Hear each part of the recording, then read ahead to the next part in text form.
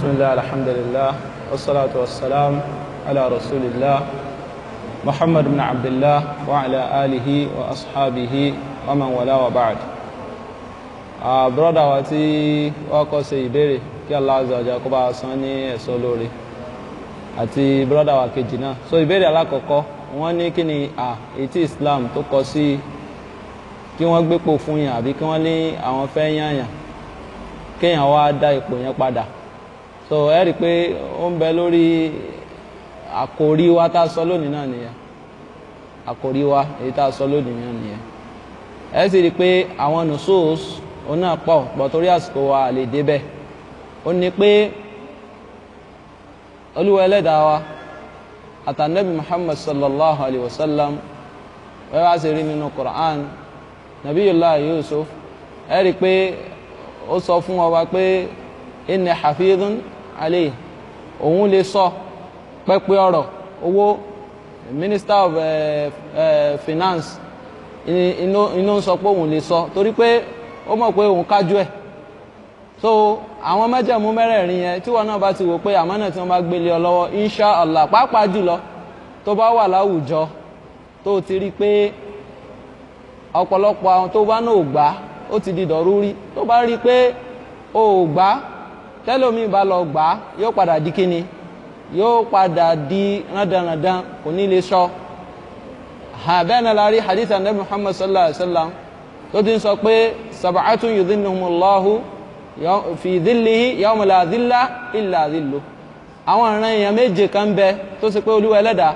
wọ́n máa bẹ ní abẹ́ bòjí Allah lọ́jọ́ tí ò ní sí bòjí àfi kíni, àfi bòjí rẹ̀. Lára àwọn tí Ànábì Muhammad sallallahu alaihi wasallam tí wọ́n dárúkọ ní kíni, imamun adil, imamun adil. So imamun bẹ́ẹ̀ ó lè fẹ̀ tayọ pé kó jẹ́ al-imamatu bis-salah tí ó já sí pé ìwọ náà tó bá wà ní ipò aṣíwájú, tó bá wà nípò ẹni tí wọ́n gbé àmánà lé lọ́wọ́, tó o sì ṣe déédé, tó o ṣe dọ́gba. Wípé lára tí a fẹ́ sọ náà nìyẹn, irú ẹni tó bá jẹ́ amir tí wọ́n fi ṣe aṣíwájú fún àwọn ìsìlá yẹn tó bá ṣe yí padà ẹ gbìyànjú ẹ̀. So ìmọ̀lọ́ amir yẹn gbólóǹkan tó ní agbára ni. So ẹni tí wọ́n bá fi ṣe aṣáájú wípé òun ni kó mọ tukọ̀ yín, láṣàk gbọ́n mi sí omi òtó yóò mọ ṣẹlẹ̀ láàrin àwọn tẹ́jọ jẹ́ executive àbí yóò lè mọ ṣẹlẹ̀ láàrin àwọn students síra wọn. So tí wọ́n bá kó ẹjọ́ wá sọ́dọ̀ rẹ̀ ó gbọ́dọ̀ jẹ́ kíni, ó gbọ́dọ̀ jẹ́ olùṣe déédé lára àwọn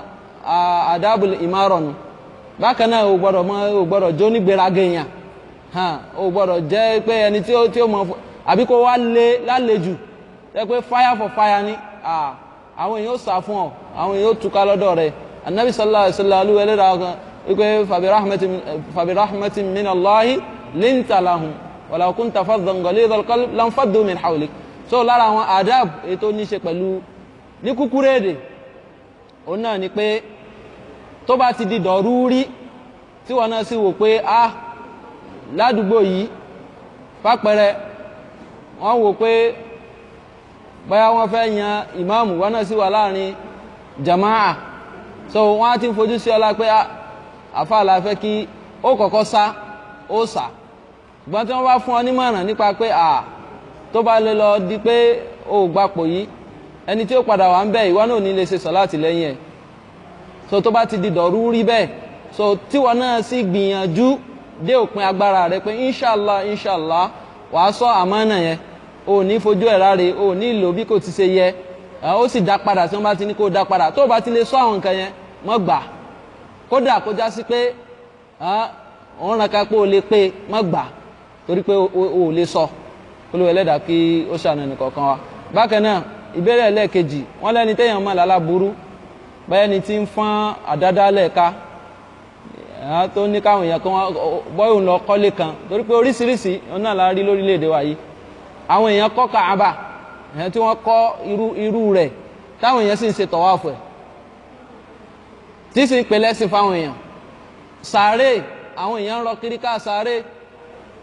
Àwọn ẹnìkan náà ló sàn gbé àdádálẹ̀ pé Lailatul Qadr ẹ mọ̀ ṣe kò sí tó burú bẹ́ẹ̀. Al-ihtifal bi Mawlidin Nabawi ẹ máa ṣe mọ̀lúdì ta ló ní òdá birthday ta ló ní ò dáa so àtàwọn àdúrà àdádálẹ̀ tó pọ̀ so káwá rẹ́ nìkan tó ń fọ́nrú àwọn ìbàjẹ́ yìí ká àbí tó tún bomi rìn nídìí ẹ lè hadhara àwọn èèyàn kó lára rẹ o pé ẹ má gbọ́ ọmọ tó lára burú yóò kó báyìí ọ̀kan náà àwọn olùmọ̀ ó ní inna hadha al-ilm din fanzur amma ta'khudhu dinak aw ta'khudhuna dinakum ipe ìmọ̀tẹ́rí yìí kéèyàn máa tẹ́tí sáwọn èèyàn ẹ̀sìn ni o ẹwọ ẹni tẹ́ mọ̀ gbọ́ ẹ̀sìn yín lọ́dọ̀ ẹ̀ torí pé ìgbọ́kúgbọ́ tẹ́ rí yìí tó bá ilé stick sọpọlọ ìwọ náà mọ oníranran orin tó ti há láti primary school so ṣe ya kó especially ìwọ tó lọ sí missionary school àbí àwọn school nasọ́rọ́ ó rí pé gbà mí tó bá fẹ́ wá báyìí àbò kan gbọ́ tí wọ́n kọ́ ní àdúgbò yín kódà kó mọ̀ sẹ́yìn gbogbo orin hip hop gbogbo àwọn ọ̀rọ̀ kọ́rọ̀ àwọn gbogbo ẹ̀ lọ báyẹn torí pé ní tẹ́tí ń gbọ́ ni so a gbọ́dọ̀ pàkíyèsí àwọn èèyàn láti mọ̀mọ́ gbọ́rú àwọn aláburú bẹ́ẹ̀ ìsọkúsọ èèyàn máa ń jìnnà sí ni ayé social media yìí wàláhì ó pọ̀ gbogbo kálukú kan yanu ni láì sí pẹ́ẹ́nu dùn wọ́n kó ló ẹlẹ́dàá kí ó bá a sọ ẹ̀sìn wa. ọlọ́ni béèrè pé ṣé ó rọrùn kéèyàn má da ẹ̀ṣẹ̀ mọ́ rárá kò rọrùn o kò rọrùn kéèyàn má dẹ́ṣẹ̀ mọ́ rárá kódà àwọn ànábì Allah tí wọ́n jẹ́ ma'sum tó ṣe pé Olúwa ẹlẹ́dàá ó ṣe wọ́n lẹ́ni tí kìí dẹ́ṣẹ̀ àwọn náà máa ń kó sínú àṣìṣe tábà lọ́wọ́ sábàbù nuzul suratul abasa kí ló fà ṣebí ànábì sallallahu alayhi wa sallam wọ́n bá àwọn abiyì Quraysh wọ́n bá wọn sọ̀rọ̀ ni so Ibn Maktum ó sì dé afọ́jú ànábì sallallahu alayhi wa sallam ó sì wò pé níbi táwọn èèyàn ńláńlá yìí wà sẹ́rù rẹ ni wọ́n wá ń sọ ni Olúwa ẹlẹ́dàá sì pé wọ́n sákèsí pé àbásá wa tawalla ó fajúro sí ó sì kọ̀pàkọ́ sí ojújú padà sí àǹjá al-a'ma ìgbà tí afọ́jú ń dé wa ma yudrika la'allahu yadhakka aw yadhakkaru fatanfa'u dhikra àtàló fi mọ̀ pé ìrántí tó ń ṣe yẹn yóò ṣe àwọn ẹni abí yẹn gan láǹfààní bí kò yẹ pé ọlá àtowó àtipò ìgbéraga ló máa ń bá dé gbogbo ẹni tó bá ti náwó ó rí i pé ó tún àwọn ọ̀rẹ́ select àwọn tẹ́jọ wà ní level kan náà wà tún change ẹ̀ ó ní I'm not more in that circle again level mo ti chop up so mi lè mọ́ bá wọn rìn mọ́ so ìgbéraga ti dé nìyẹn yóò di pé wọ́n mọ̀ lé ọká kódà ẹlòmíì tó bá ti gbapò GRA ní ọlọ́mọ gbé tó bá ti fún pò òun náà lè ra lé sí olúùlú orílẹ̀-èdè wọn àbí ìpínlẹ̀ wọn so tí wọ́n bá fẹ́ rí báyìí wọ́n sẹ̀ mọ́ já tíkẹ́ẹ̀tì ni so gbogbo èyí ó túmọ̀ sí pé kò sẹ́ni tí ò lè ṣe Allah Olúwa ẹlẹ́dàá ó pé ànábì Muhammad sallallahu alayhi wa sallam dákẹ́ bákan náà tó bá dọjọ́ gbé dàlí kíyámà tí táwọn èèyàn tí wọ́n mọ̀ sá lọ sọ́dọ̀ àwọn ànábì kọ̀ọ̀kan wípé ẹgbà wá títí wọ́n fi dọ́dọ̀ ànábì ẹ rí i pé àwọn ànábì Allah wọ́n ń ṣe àwọn náà mọ̀ sọ pé èmi náà ní tèmi tó mi lẹ́rù ànábì wa Nuh alayhi salatu wa salam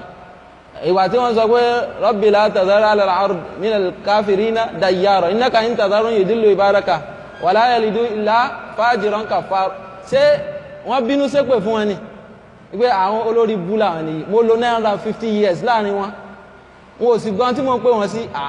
ẹ̀dàkùn àfáà mi kò tí ì ṣe dáwọ́ ọdún kan èpè ni pé olórí bú yín àwọn tá a bá mọ̀ pé ẹni yí padà àníwá gbé àárín yín so ẹ̀dàkùn ṣé òun lẹ́wà sọ pé ma'sum kò ní ṣe Allah so bal àmọ́ ṣe Allah àmọ́ túbá ni at-taibu mina dhanb kaman la dhanba lah ẹni tó bá ti ṣe Allah tó túbá ṣùgbọ́n àwọn ẹ̀ṣẹ̀ kan bẹ agbọ́dọ̀ ṣọ́ra fáwọn kaba'ir pàápàá jùlọ ashirk torí pé o mọ̀gbà tó lè paná sí o mọ̀gbà tó lè ẹlẹ́dàá lè gbẹ̀mí ẹ̀ ó wá sọ pé wọ́n ní tó bá jẹ oyè nílùú rẹ̀ ó lọ ṣe tọ̀wáfù òòṣà kan a'udhu billahi minash shaitani London umbrella Islam ó wá lọ ṣe tọ̀wáfù òòṣà tó bá kú síbẹ̀ nǹkan kí ló kọ́kọ́ gbé ọdẹ bẹ̀ náà nítorí kọ́kọ́ gbọ́dọ̀ yanjú nìyẹn Islam ló ló ń polongo òun ló fẹ́ defend wọ́n bọ́ ń di òòṣà a'udhu billahi minash shaitani rajim kámẹ́ ti sọ àwọn khurafat àtàwọn bida'at àtàwọn oníranran ẹ̀ṣẹ̀ tó kó síbẹ̀ so torí de yìí anabi sallallahu alaihi wasallam wọ́n tún sọ fún wa pé kullu bani adam khata' wa khairul khata'ina at-tawwabun gbogbo ọmọ anabi adam pátápátá ní kíni ẹni tó máa ń ṣẹ̀ àwọn tó dáa jù níwọ̀n làwọn tó máa ń tètè túbá màláíkà méjì ló máa ń wà pẹ̀lú gbogbo wa so màláíkà tí ó máa kọ dáadáa àti tí ó máa kọ ẹ̀ṣẹ̀ èyí tó máa ń kọ dáadáa wọn ló máa ń yára kọ èyí tó máa ń kọ ẹ̀ṣẹ̀ yóò wà tún lọ́ra pé Abdulrazak ṣé yóò túbá tó bá túbá kò ní kọ tí ò bá ti túbá yóò kọ tá bá ṣe dáadáa ládá mẹ́wàá tá bá ṣàṣìṣe wọn kọ ẹ̀ṣẹ̀ kan so gbogbo èyí mú wa mọ̀ pé kò sí màásùm wípé nìkan wá kò ní ṣe Allah ò tí ì dá Allah ò tí ì dá kó lè wọ ẹlẹ́dàá kó ṣe àforíjì fẹ́ni kọ̀ọ̀kan wa. Ìbéèrè ẹlẹ́ẹ̀kejì protest tó dáa dé gbogbo asámọ̀túnmọ̀ protest either peaceful or not peaceful ọ̀nà tí Islam tó là kalẹ̀ fún wa láti pàkíyèsí ara wa àwọn ọ̀nà tó òun náà ló fi dáa jù àṣìbá Nabi Muhammad sallallahu alaihi wasallam ó sọ fún wa pé ad-dinu nasiha àwọn sàbẹ́ sì bí Ànábì pé ẹ̀sìn tẹ́rí an-nasiha wọ́n máa tún sọ́nà méjì an-nasiha bí mana al-ikhlas gbé kéèyàn sáfọ̀ mẹ́sìn wọ́n á sì tún máa tún sí an-nasiha gẹ́gẹ́ bí Olúwa Ẹlẹ́dàá sì sọ fún wa ní suratul Asr wa tawasaw bil haqqi wa tawasaw bis sabr an-nasiha bí mana kí kẹ́ fún yàn ní márùn pé ad-dinu nasiha kulna lima àwọn sàbẹ́ bí Ànábì wọ́n ní lillah agbọ́dọ̀ sàfọ̀ mẹ́sìn fÓlúwa Ẹlẹ́dàá wa wa li rasuli agbọ́dọ̀ ṣe agbọ́dọ̀ tẹ́tí sí ìsítí ẹ̀ torí pé agbọ́dọ̀ ṣe ikhlas fẹ́nìkan yàtọ̀ sí Allah azza wa jal bákan náà wal a'immatil muslimin bákan náà àtàwọn olórí mùsùlùmí òun náà wá gbẹ̀kọ́ yẹ́nà sí pé o fẹ́ pàkíyèsí olórí ó wà jáde wá social media pé àṣìṣe rẹ̀ o fẹ́ ka 100 mistake olórí a'udhu billahi minash shaitanir rajim ṣé tí Islam kọ́ wa nù àbí kẹwàá ní ẹ fẹ́ lọ bọ̀m̀báàdì ẹ̀ mọ́lé ẹ fẹ́ protest torí pé tí ń ṣe yẹn ẹ nífẹ̀ẹ́ sí ẹ mọ̀ pé àwọn èèyàn wà pọ̀ tó ṣe pé àwọn náà ti fẹ́ attack ẹ̀ tẹ́lẹ̀ àwọn wà gọ sí abẹ́ protest sí yín wọ́n á fi execute ní táwọn fẹ́ achieve ẹ̀yin lè ní pure mind pé ṣebí we call our own peaceful protest so we are not holding anything we are not fighting we are not destroying ìgbà tẹ́ bá fi mọ̀ báyìí àwọn kókó ọ̀rọ̀ dé lẹ́yìn yìí ni ó dẹ̀ hijack ẹ̀ mọ́ yín lọ́wọ́ ẹ̀dá kò sí protest ló ní ká mọ fọ́ shop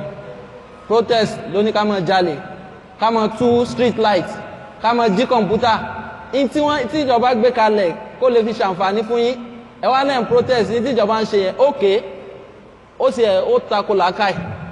who are you to correct okay ìwọ gangan tí ń bẹ lára rẹ yìí ó pọ̀ ó lè ní ọ́ abankajẹ́ ní ọ́ so you just want to correct the leader lórí pé ẹ̀ ń sọ owó ìlú mọ́kúmọ́kú okay ṣé ìwọ lolúwa Ẹlẹ́dàá wọn rán sí leader yẹn pé kó bóun corrected by force so you leave him kódà ó wá nu téèyàn bá lo ẹ̀kọ́ Islam wallahi yóò mọ̀ pé ibẹ̀ ní dáadáa wà ẹ̀ tó bá correct olórí ìwọ kan òun kan ẹ lọ bá ẹ try all means láti rí tẹ́ ẹ bá lè rí ẹ rẹ ni tó súnmọ́ ayé nìyẹn o lè dáwà wà lè débi pé kò sẹ́nìkan tí ó dọ̀dọ̀ ẹ rárá so ó rẹ nìkan tí ó súnmọ́ náà ni ìwọ tó wá náwọn àṣìṣe yìí ṣéwọ náà ló wà ní so gbogbo tí wọ́n ń pè ní peaceful protest pátápátá èyí tó ṣẹlẹ̀ táwa rí o ẹ rí i pé gbogbo ẹ̀ ó máa ń padà di violence ni àbí kẹ́mi lọ nípa rẹ̀ torí de yìí Islam ó lòdì sí ká protest tí a bá fẹ́ fi ìhónú wa hàn a bá fẹ́ pàkíyèsí aṣáájú lórí nǹkan kan àwọn tó ti jẹ́ olórí fàpẹẹrẹ nísìn bẹ́ẹ̀ sì jẹ́ mùsùlùmí nínú ọgbà wọ́n wá fi ẹ̀tọ́ yín dùn yín ok àwọn mọ́mù wà ń kalẹ̀ àwọn tó jẹ́ aṣáájú yín wọ́n wà ń kalẹ̀ so ẹ̀kọ̀ fún gbogbo wọn ni àwọn náà ní sàbòsí ètí sáwọ́sí sàbòsí ẹ̀sọ́ èyàn lọ rí wọn ni pé rárá o Islam gbà báyìí o Islam lórílẹ̀‐èdè wa ó fún kálukú láǹfààní kó ṣẹ̀sìn rẹ̀ ó fún kálukú kó ṣe bó bá ti ṣe wù bá àwọn míì láwọn ò ṣẹ̀sìn kankan pé free thinker làwọn so orílẹ̀‐èdè ò sì mú wọn sí máa free thinking ayé rẹ lọ so bó wà lẹni tó fẹ́ ṣẹ̀sìn tí ó fi rálì Jánnà lihada kí a jìnà sí gbogbo tí Islam tí ó bá ti mú wá ká sì tọ ìlànà Nabi Muhammad sallallahu alaihi wasallam torí bẹ́ẹ̀ ni oríire wá wá. Subhanakallahumma hamdik ashhadu an la ilaha illa anta astaghfiruka wa atubu ilayk. Ẹ̀dá dùn máa insha Allah. Amin wa iyyakum.